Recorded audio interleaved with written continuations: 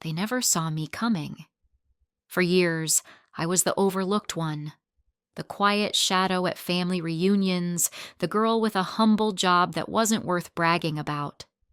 But what they didn't know was that I had built something greater than all their empty status symbols combined. And tonight, everything was about to change.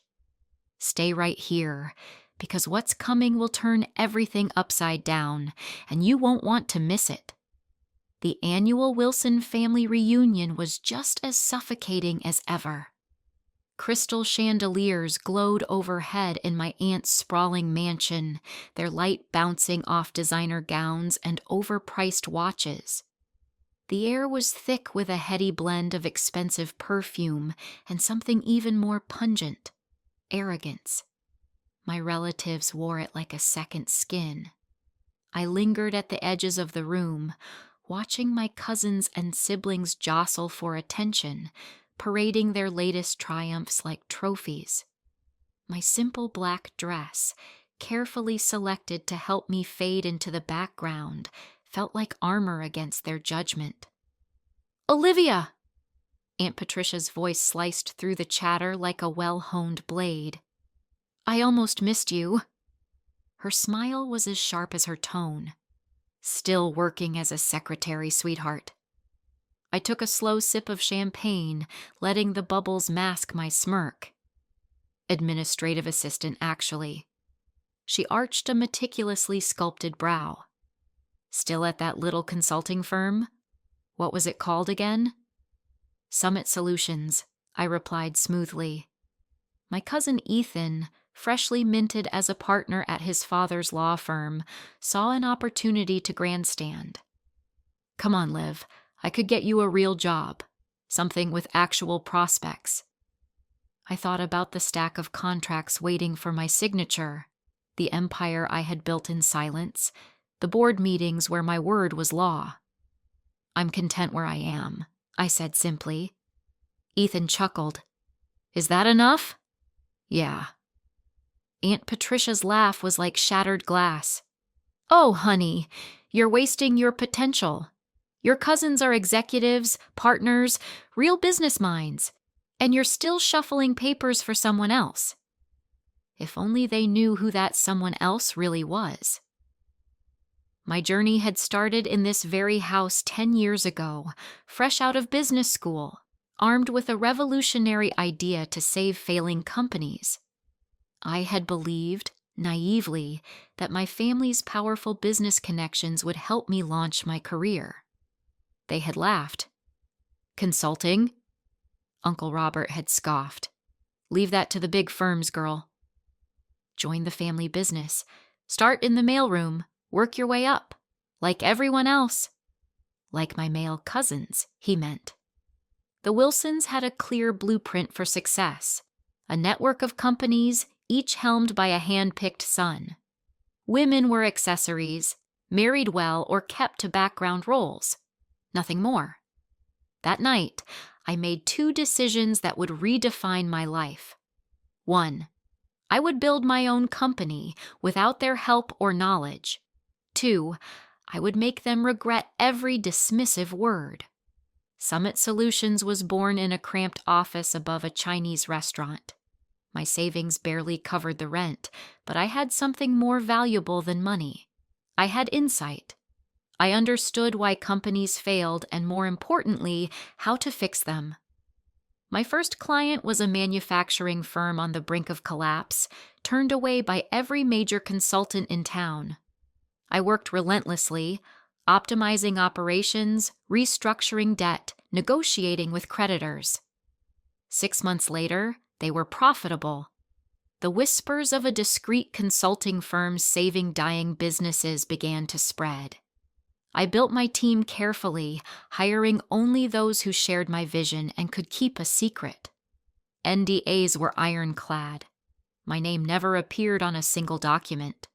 Officially, I was just an administrative assistant. Summit Solutions grew, and I played my role well. I kept the tiny office above the restaurant, even when we moved into a sleek high-rise downtown. At family events, I painted dull pictures of spreadsheets and clerical work, watching their eyes glaze over. Deception wasn't just satisfying, it was strategic. The Wilson family empire thrived on swallowing struggling businesses for pennies. My firm specialized in saving those very companies before they became prey. In the shadows, I dismantled their predatory ambitions, one takeover at a time. Now, 10 years later, Summit Solutions was a powerhouse. Offices in 12 cities. A client list boasting Fortune 500 companies. A reputation for turning disaster into triumph. And not a single one of my sneering relatives had the faintest idea. More champagne, honey? Aunt Patricia's voice yanked me back to the present. Maybe switch to water. I imagine your salary doesn't allow for expensive tastes. I accepted the champagne with a gracious nod. Thank you, Aunt Patricia. How's Uncle Robert's latest acquisition going? Williams Manufacturing, wasn't it? Her smile faltered just slightly. There are complications. Nothing Robert can't handle, of course. She didn't know that those complications were mine to orchestrate. Williams Manufacturing had come to Summit Solutions 3 months ago, desperate to fend off a hostile takeover. My team had stepped in, revamped their strategies, and turned the tide. Their stock was climbing. Uncle Robert's grip was slipping. I heard they hired some consulting firm. Ethan chimed in. Probably threw their money away. Consultants are all the same. Big promises, no results. I bit back a smile. The fee Summit Solutions charged for saving Williams Manufacturing was more than Ethan's 5-year salary. What was the company's name again? Summit something? He waved dismissively. Nobody important. Dad says their CEO doesn't even show his face. Probably some rich kid playing business. My phone vibrated. A message from my real assistant. Emergency meeting tomorrow at 9 a.m. Wilson Ventures representatives are requesting a discussion on the Williams Manufacturing merger. Urgent response required. I read the message twice, feeling the impact settle deep. They had lost. With the takeover attempt crumbling, they were coming to the table, desperate for a merger. And they needed my approval. Tomorrow morning, my family will stride into the negotiation room, convinced they hold all the cards. Instead, they'll be met by the secretary they've dismissed for the past decade. Only this time, I won't be fetching coffee. I'll be sitting at the head of the table. Is everything all right, sweetie? Aunt Patricia's voice dripped with casual curiosity as she noticed my expression. I finished my champagne and flashed her my brightest smile. Perfect, I said. I need to head home. Early meeting tomorrow. For someone important? She asked, tilting her head. Something like that, I replied, already planning what power move I'd wear.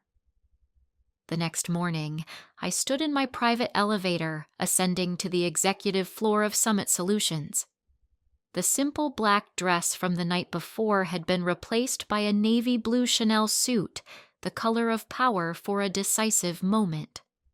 Maya, my assistant, was waiting as the elevator doors slid open, clipboard in hand and an amused glint in her eye. The Wilson Ventures team arrived early, she reported as we walked. Your uncle seems particularly anxious to meet with the CEO of Summit. I'm sure he is. I adjusted my hair, catching my reflection in the glass wall. Are they in the main conference room? Yes, along with Mr. Harrison from Williams Manufacturing. Maya's lips quirked. Your cousin Ethan is there too. He insisted on handling the legal side personally. I smirked, recalling Ethan's condescending job offer just the night before. Who else from the family? Aunt Patricia's here for moral support, though she's not officially in the meeting, and James is representing the finance department of Wilson Ventures. Perfect audience, I murmured, glancing at my watch. 8:57 a.m., They were offered coffee, Maya added with a smirk. Your aunt complained that no one served it. I told her the administrative assistant would be here soon. I almost laughed. For 10 years, I had played the quiet, unobtrusive assistant when my relatives visited the office. They never paid attention to the woman handing them coffee or taking their coats. It had been the perfect cover. "Give me 2 minutes," I said. "Then bring in the contracts." Through the heavy conference room doors, I could already hear their voices. Uncle Robert's authoritative drawl, Aunt Patricia's sharp laughter, Ethan's smug remarks. Taking a deep breath, I pushed the doors open. The room fell silent. Uncle Robert occupied the head of the long table, exuding his usual air of authority. Ethan and James flanked him, both clad in expensive suits, screaming of family money. Aunt Patricia sat beside them, admiring her manicure with feigned indifference. Mr. Harrison from Williams Manufacturing sat alone on the other side, visibly uneasy. "Finally," Aunt Patricia sighed. "We've been waiting for coffee." She trailed off as her eyes landed on me. For the first time, she really looked. "Olivia? What on earth are you wearing? And where's the coffee?" I stepped forward and slid into the seat directly across from Uncle Robert, the one that truly mattered. "I don't serve coffee anymore, Aunt Patricia," I said evenly. "In fact, I never did." Uncle Robert's eyes narrowed. "What is this? Where's the CEO of Summit? We were promised a meeting with the real decision-maker." I leaned back, savoring the moment. "You got one." I let the words sink in before delivering the final blow. "I am the CEO of Summit Solutions. Have been since the company was founded 10 years ago." The silence was deafening. Ethan's mouth fell open like a fish gasping for air. James dropped his pen. Aunt Patricia's practiced poise cracked, ever so slightly. Uncle Robert was the first to recover. His face darkened to a dangerous shade of red. "This is absurd. You're a secretary." "No," I corrected smoothly. "That was just a cover. An incredibly effective one, since none of you ever bothered to look closer. You were so sure I couldn't be successful that you never noticed I was." Maya entered, carrying a stack of contracts. She distributed them, then took her place at my side. "These documents," I continued, "outline the terms under which Summit Solutions will consider approving the merger between Wilson Ventures and Williams Manufacturing." Ethan barked a laugh. "Consider approval? You're joking, right? This is some kind of elaborate prank?" I pulled out my phone, displaying Summit's latest financial report on the screen. Summit Solutions manages over $122 billion in client assets. We have a 94% success rate in restructuring companies, and our approval is required for any major changes to Williams Manufacturing's structure. I met my family's stunned expressions head on.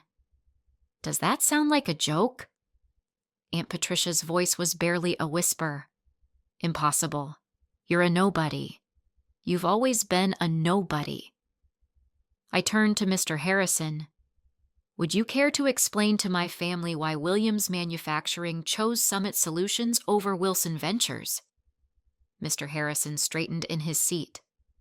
"Summit's reputation is unmatched. When Wilson Ventures tried to acquire us, Summit's restructuring plan not only saved our company, but boosted our profits by 47%. James looked like he might pass out. "The restructuring plan, the one that killed our takeover, that was you?" "Among others," I said, tapping my fingers on the table. "Peterson Electronics, which you tried to buy last year. Maritime Shipping, which you undervalued last quarter. Davidson Group, which miraculously recovered before you could sink your teeth in." I leaned forward, my voice dropping to a deadly whisper. For 10 years, I've quietly dismantled every single predatory acquisition your company has attempted." Uncle Robert's face turned a frightening shade of purple. "You deliberately sabotaged the family business?" "No," I corrected, smiling coolly. "I built my own business, one that helps companies survive rather than devour them. The fact that it inconvenienced you? Well, I'd call that a karmic bonus." Ethan shot to his feet, his chair scraping loudly against the floor. "This is ridiculous. I'm calling our lawyers." I arched a brow. "Sit down, Ethan." My voice carried such authority that Ethan hesitated, his bravado faltering. "You should take a closer look at the contracts in front of you," I suggested, watching the realization dawn on him. "The ones your firm has been chasing for months just to land this meeting." I let the silence stretch, reveling in the moment. Then I delivered the final blow. "That's right. Your law firm's biggest client this year? That's also me." Maya stepped forward, placing another folder on the table. "This document outlines Summit Solutions' current market position and liquid assets. You'll notice," she said with deliberate ease, "that we now have the capital to acquire a controlling stake in Wilson Ventures. If we choose to—" The room erupted. Aunt Patricia clutched at her pearls like a scandalized debutante. James scrambled to verify the numbers on his phone, his fingers trembling. Ethan slumped into his chair, mute for once. "This is blackmail," Uncle Robert spat, his face a deep, livid red. "No," I corrected, my voice calm and cutting. "This is business. The very game you told me I could never play." I stood, smoothing my jacket with deliberate grace. "You have until 5 p.m. today to review the terms of the merger. They are exceedingly generous considering our position. If you decline, Summit Solutions will begin acquiring Wilson Ventures shares on the open market first thing tomorrow morning." I turned toward the door, pausing just long enough to let the weight of my words settle. "Oh, and Aunt Patricia, that champagne you so graciously offered me last night. I own the vineyard that produces it. Acquired it last year. As for the coffee you were whining about this morning, that chain is mine too." I smiled, sweet and sharp. Turns out, my salary leaves plenty of room for expensive tastes. I walked out, leaving them drowning in their own stunned silence. Back in my private office, I finally allowed myself a breath. 10 years of deception, of playing the underestimated underdog, had led to this moment. Maya placed a steaming cup of coffee on my desk, my favorite blend from my own company. "Worth the wait?" she asked, smirking. I took a slow sip. Every second. My phone buzzed incessantly. Calls, texts, emails. Messages from family members now scrambling to rewrite history. "Aunt Patricia." "Sweetheart, let's talk over lunch." "You were always my favorite niece." "Ethan." "Come on, Liv. It was just a joke.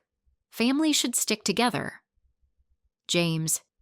"You can't do this. We're blood." I ignored them all.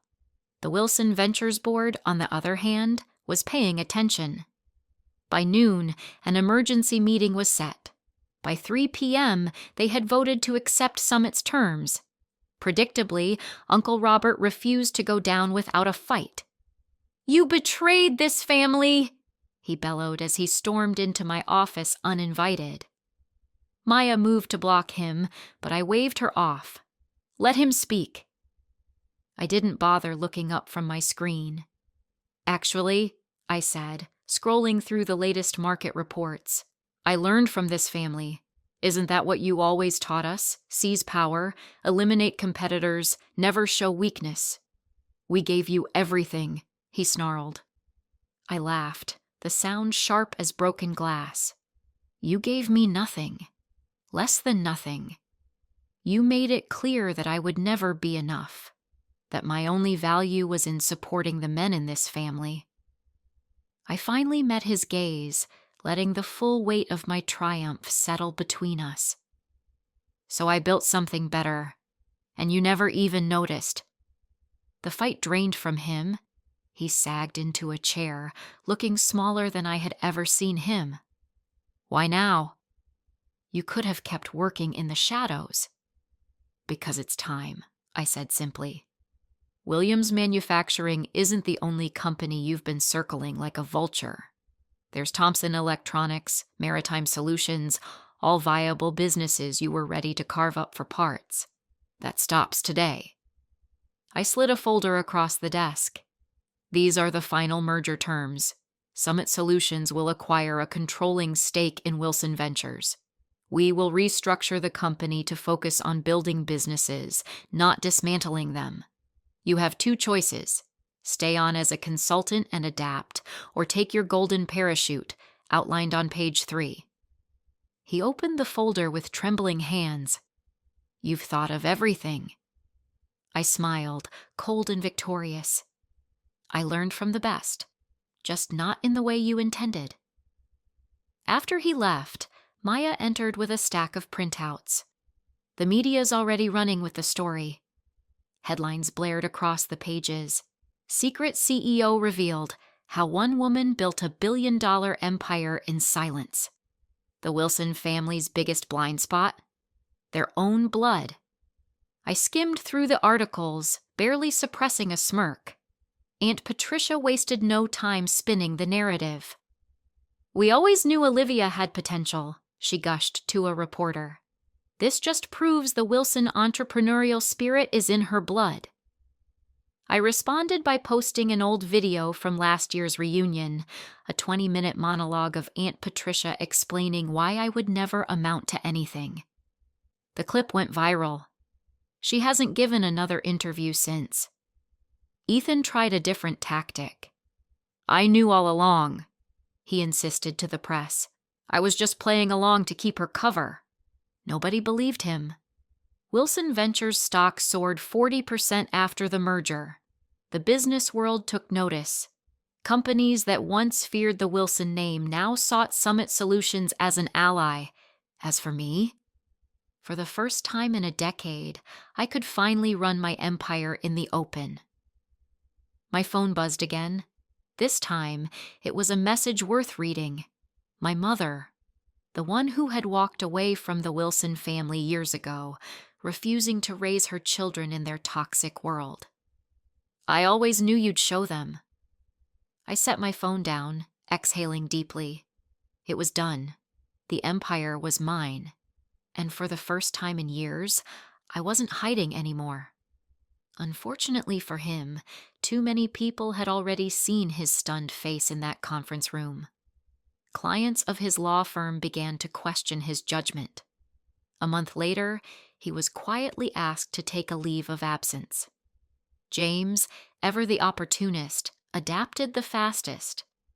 Just 2 weeks after the exposé, he invited me to lunch, wearing the strained smile of a man pretending the past never happened. Together, we could dominate the market, he suggested between forced chuckles. The Wilson Summit Alliance would be unbeatable.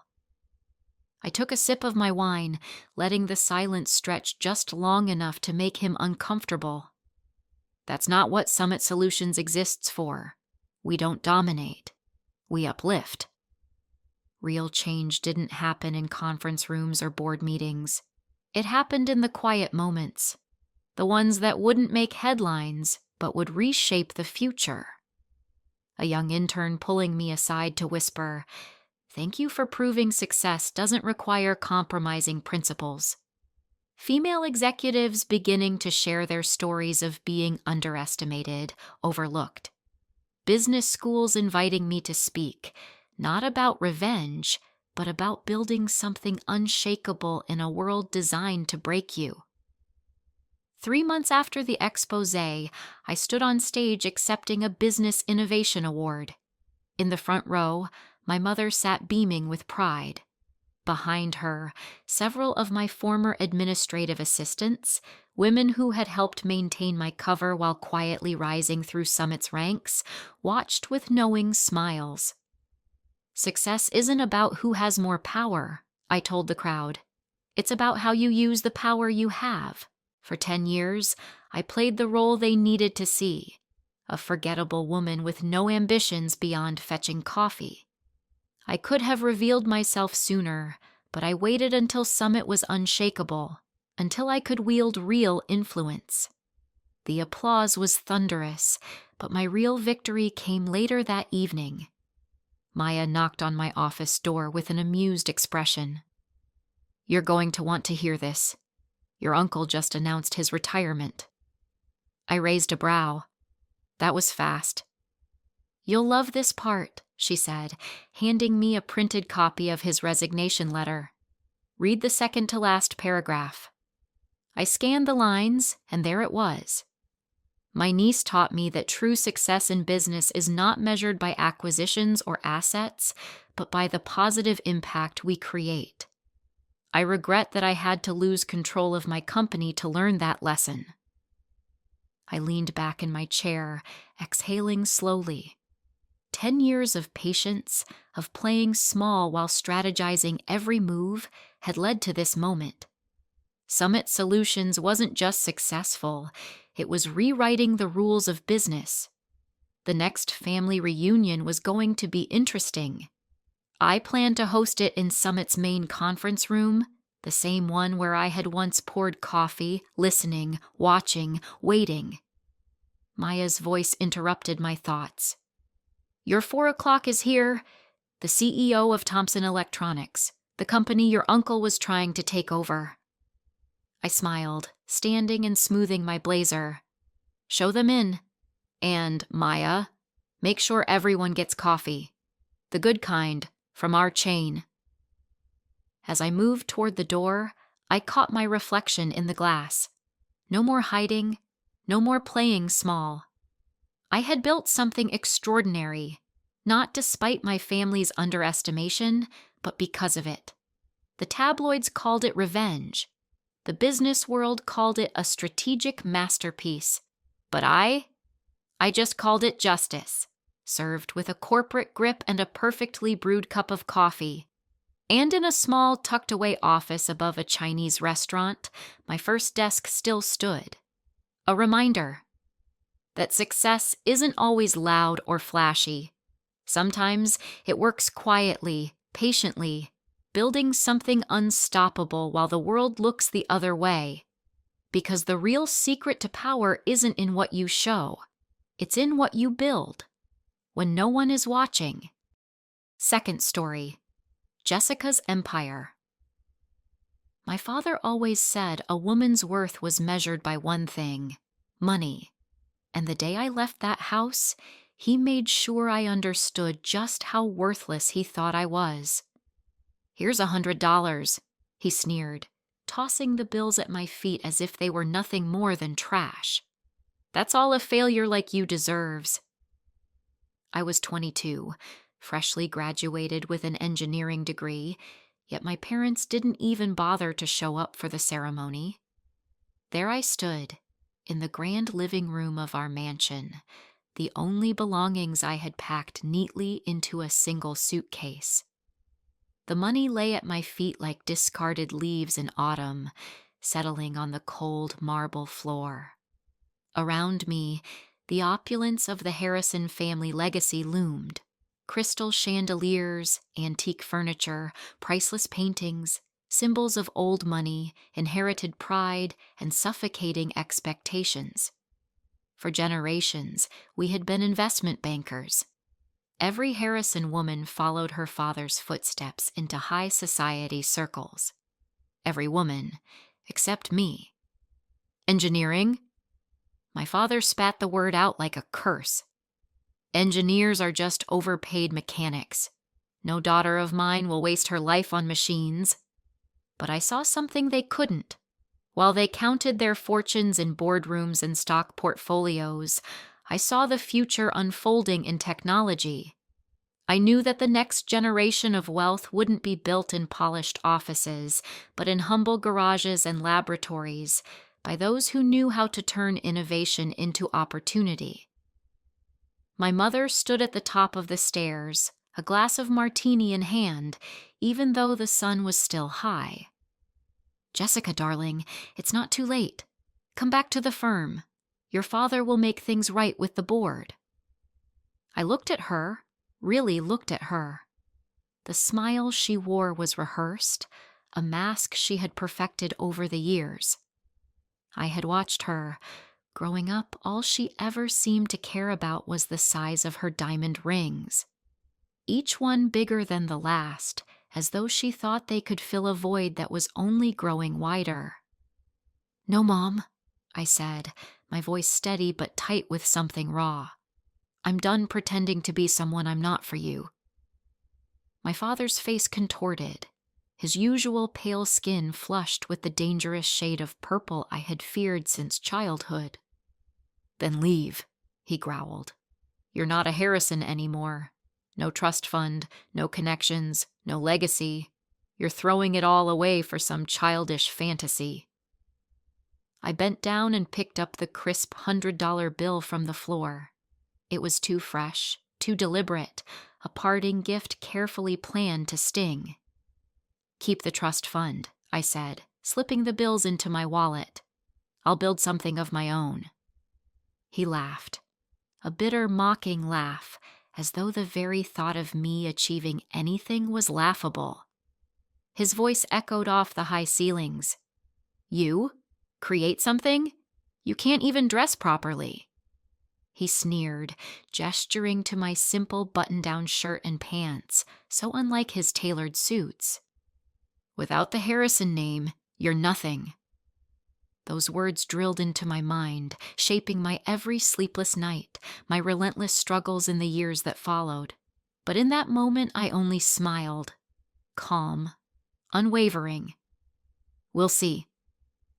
I walked out of that mansion with a suitcase, $100, and a degree they'd dismissed as worthless.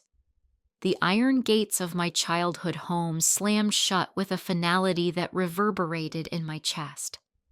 I stood there on the sidewalk, stunned. No car. It had been registered to my father. No apartment. That had been paid for by a trust fund. And exactly $100 in my pocket. But what they didn't understand, what they could never see, was that I had something far more valuable. A vision of the future, and the will to make it real. I walked to the bus station, bought a $40 ticket to Silicon Valley, and splurged $10 on a burger and fries. Sitting in a dingy diner, watching buses come and go, I opened my notebook and scribbled 3 promises to myself.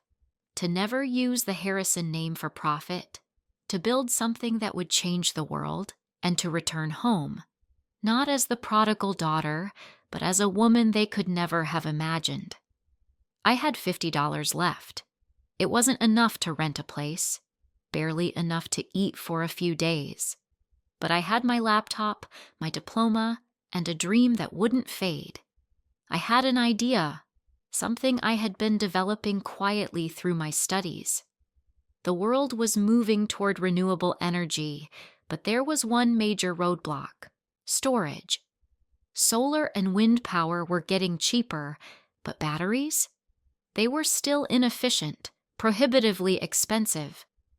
I had a theoretical model for a new energy storage system that could change everything, but building it? That required millions, resources I didn't have. The professors I approached called it brilliant, but impractical. My father? He laughed at it. But for me, it was my future. As the bus pulled away from the station, I watched my hometown fade into the distance. For 22 years, I had tried to be the daughter they wanted. Now, it was time to become the woman I was meant to be. I didn't know it then, but with $100 in my pocket, this would be the beginning of a journey that would shake the energy industry to its core. In 10 years, I would build a company worth billions, change the way the world stored and used energy, and return, not as the failure they thought I was, but as the woman they could never have imagined. But before any of that, I had to survive in Silicon Valley with nothing but $50 and a dream that refused to let go. Silicon Valley, however, wasn't the shiny paradise I had imagined. The first night, I slept on a bench in Palo Alto Park, my laptop bag tucked under my head as a makeshift pillow, my jacket a thin shield against the night's chill. By morning, I had only $30 left, after buying a bagel and coffee to stave off hunger. But I knew something they didn't. I knew that money didn't define me. I wasn't running from my past. I was running toward my future.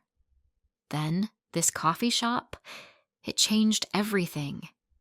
I had become a regular, spending hours nursing a single cup of coffee while using their Wi-Fi to fine-tune my ideas. Then Maya, the barista, noticed me. "You're gonna get ripped off if you sleep outside," she said one day, glancing at the corner where I usually sat. Her name was Maya. Instead of booting me out like most would, she offered me a deal. Fix their broken coffee machine, and in exchange, I could crash in their pantry after hours. The pantry was hardly a room, but it was warm, and it had space for my dreams. I fixed the coffee machine in 20 minutes. The owner was so impressed, he offered me a part-time gig fixing appliances. Now I had a roof over my head and an income. Granted, it was a pantry full of coffee beans and paper cups. But it was mine, and it was a start. By day, I worked at the coffee shop, and by night, I huddled over my sketches, finishing the energy storage system I'd been obsessing over for months. I used the shop's Wi-Fi to research patents and tech trends, and Maya would sometimes bring me leftover pastries, peering at my drawings with curiosity. Her questions, though simple, helped me refine my thoughts in ways I hadn't expected. "So you're inventing a better battery?" she asked one night. I shook my head.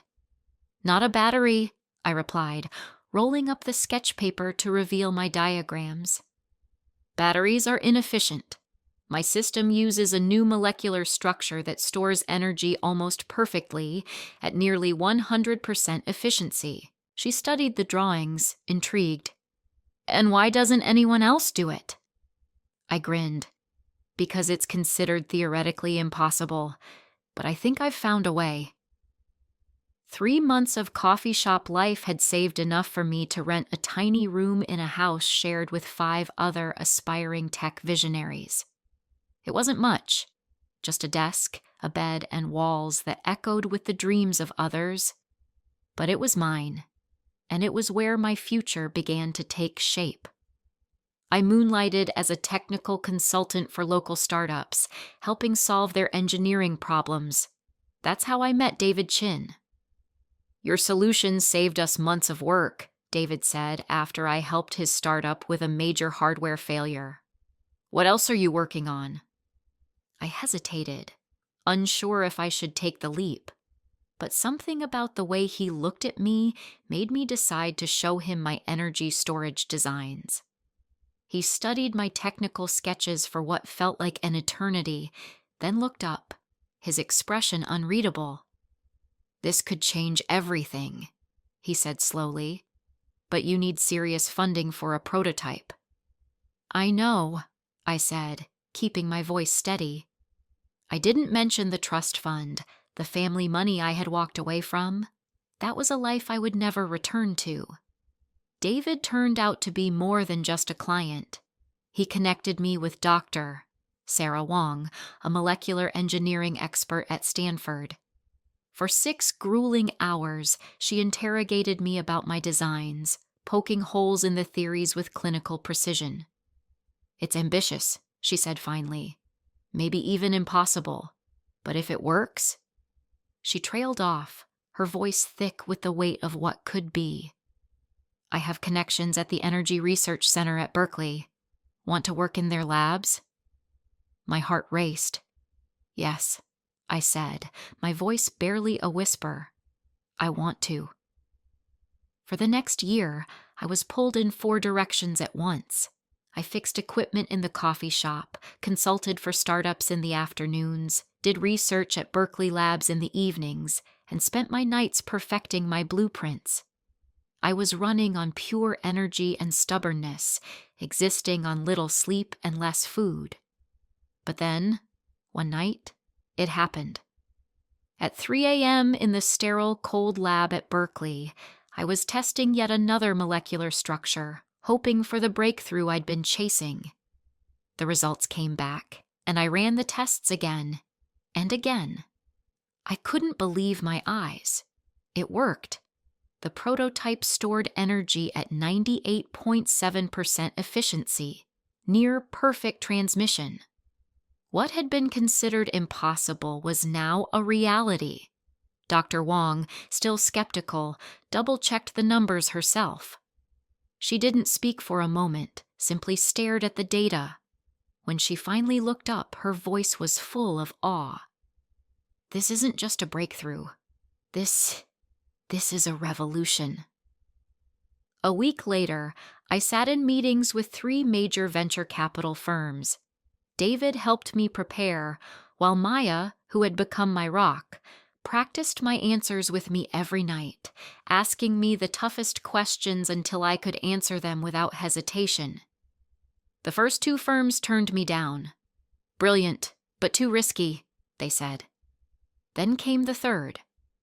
Alexandra Martinez, the lead partner at Quantum Ventures, leaned back in her chair studying me.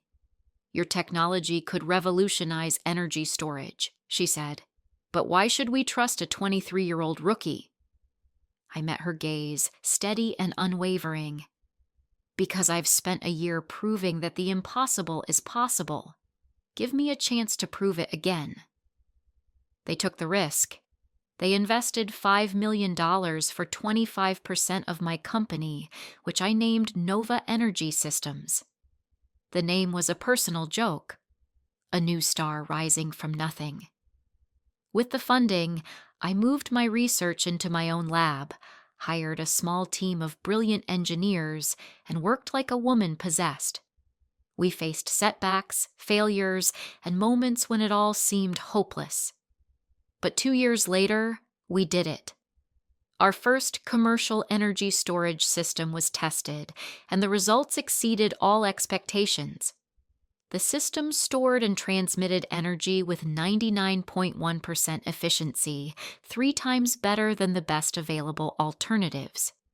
The energy industry exploded with interest. Solar and wind energy were no longer just idealistic dreams. They were viable, economic alternatives to fossil fuels. Everyone wanted our technology. Nova Energy Systems went public 3 years after that first investment. On the first day, the share price doubled, and by the end of the week, my stake in the company was worth over $100 million. With my first significant paycheck, I bought a suit. Not from my father's expensive tailor, but from a boutique for tech executives. Maya, now head of operations at Nova, helped me pick it out. Going to show off for someone? She asked with a sly smile. I adjusted the perfectly fitted jacket. No, I said, but it's time for a visit home. 5 years had passed since I last spoke to my family. I knew, through the grapevine and the business news, that Harrison & Sons was struggling. Traditional banks were losing ground, overtaken by fintech and the changing tides of the market.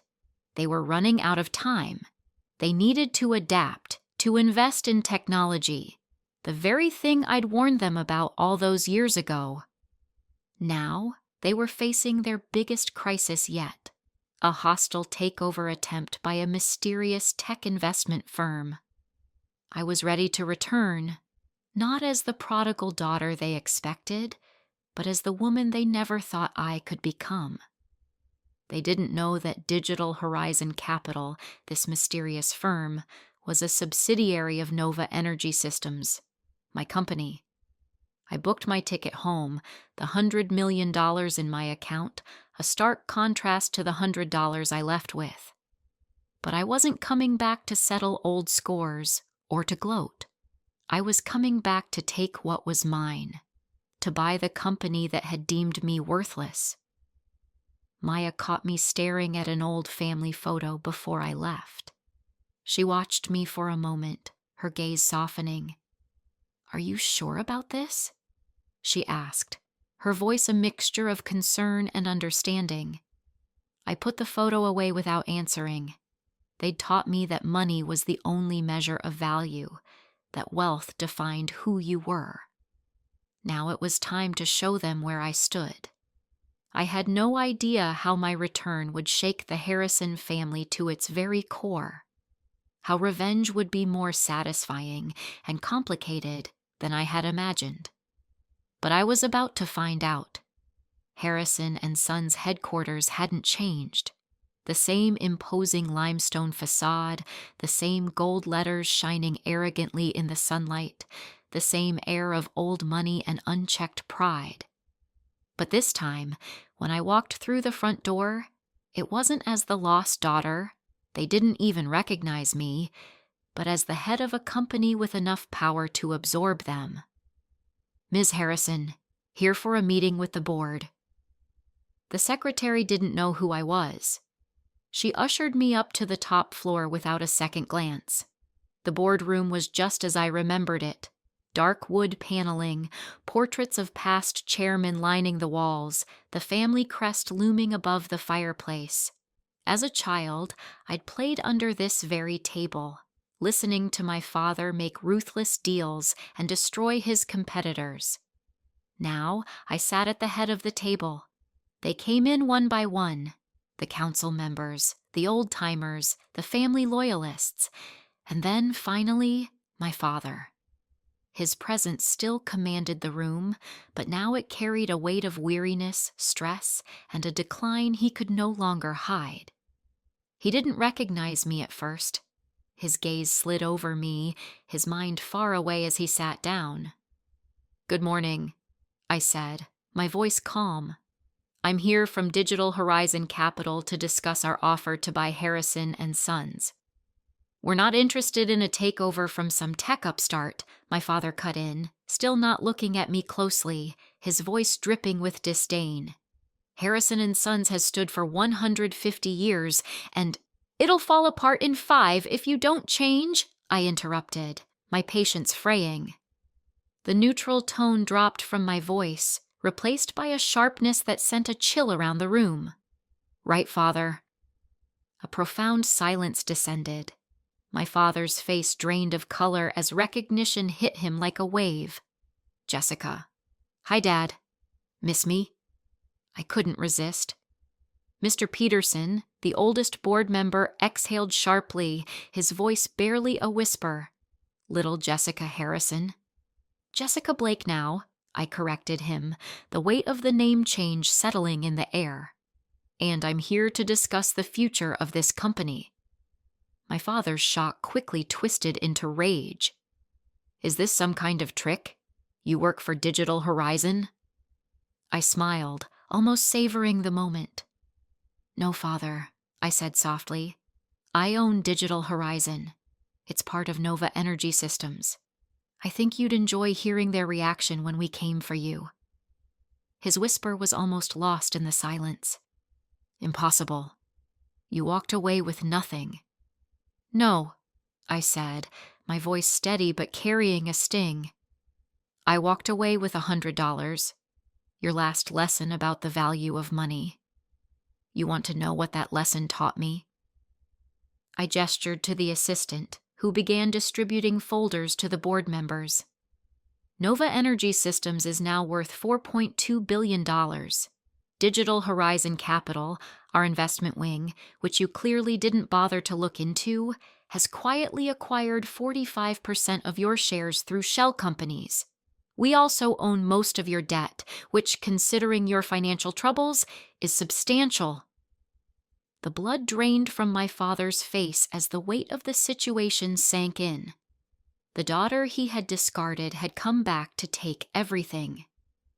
The offer is simple, I continued, leaning forward slightly, enjoying the sight of his crumbling world. Harrison and Sons will be absorbed into Digital Horizon. The family name will disappear. The board will be dissolved. I looked directly at my father, no longer the girl he had dismissed all those years ago. And you'll resign. Right now. His face twisted with disbelief and fury. You can't do that. This is the family legacy. The legacy is dying, I shot back, my voice cutting through his nostalgia like a knife. Your strategies are outdated. The technology is ancient, and your pride has made you blind to the new world. I warned you 5 years ago. You refused to listen. Mr. Peterson coughed awkwardly, trying to steer the conversation back. Jessica, let's not do this now. You're Harrison. No, I interrupted him, my voice firm. You made it clear when I left that I wasn't Harrison anymore. I chose to build the new rather than cling to the old. I'm not here for reconciliation. I'm here for business. I stood up, adjusting the custom-made suit that cost 1,000 times more than the $100 I walked away with. You have 24 hours to accept the terms. Refuse, and Digital Horizon will call in all debts immediately. Harrison and Sons won't last a week. My father's voice cracked. You're going to destroy your family's company? Everything we've built? No, Father, I said quietly, my tone cold but calm. You destroyed it by refusing to change. I'm giving everyone a chance to salvage what's left, the jobs, the clients, the legacy you care so much about. Does it bear the Harrison name? It's not your call anymore, he muttered, his voice trembling. I smiled grimly. No, it's not. I turned to leave, but paused at the door, glancing back over my shoulder. By the way, Father, I said, my voice steady but biting. Remember when you said money is the measure of a person's worth? I allowed a thin, cold smile to spread across my face. By your measure, what am I worth now? The next 24 hours passed in a blur of legal meetings and relentless press inquiries. The news of Harrison and Sons' takeover of Nova Energy Systems caused their stock to nosedive. My father fought back, clinging to old allies and relying on his outdated connections, but it was too late. I had every angle covered. There were no escape routes left. All potential saviors were on my side. Every financial thread had been severed. The empire he'd spent his life protecting was now mine.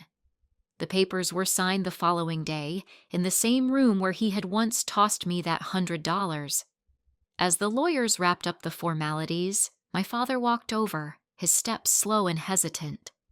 He looked older now, worn and beaten, but there was something in his eyes, respect or perhaps humility.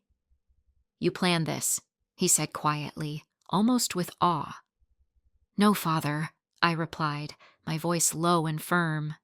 You planned it when you decided my dreams were worthless. I just built something better than you could ever have imagined. He nodded, a fleeting gesture of acceptance. And now you're going to destroy everything, all for revenge? I locked eyes with him, the years of bitterness fading into something far colder. No, I said, my words measured. I'll rebuild it into something meaningful. Harrison and Sons will be part of the company solving the energy crisis. They will be the money shifters, moving capital into the future. The fact that it's no longer yours, that's just justice. I turned to leave, but his voice stopped me. Jessica, that was my best investment, Father. I smiled, and for the first time in years, it wasn't a smile full of anger or contempt. It was a smile of truth. It showed me what I didn't want to be.